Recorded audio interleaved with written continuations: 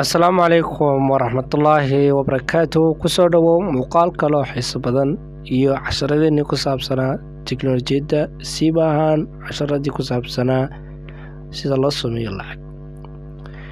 Muuqaalkeennan waxaan kaga hadlayaa ama aan kugu tusinayaa website loo yaqaano Clickbank. Website-kan wuxuu ka mid yahay website-dada aadka iyo aadka caalamiga, isla markaana kuu suurtagelinayo inaad ganacsi ku samaysid, kuna dhex iibsatid.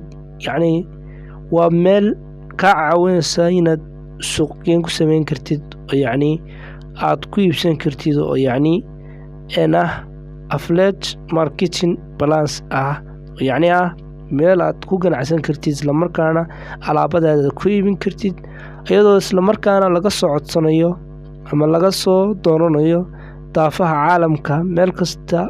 oo yacni website caalamiya, isla markaa aad alaabtaada dhigtid, isla markaa aad ku iibisa halkan, oo aad yacni noqotid qof ku iibsada ama ku ganacsada website-kan.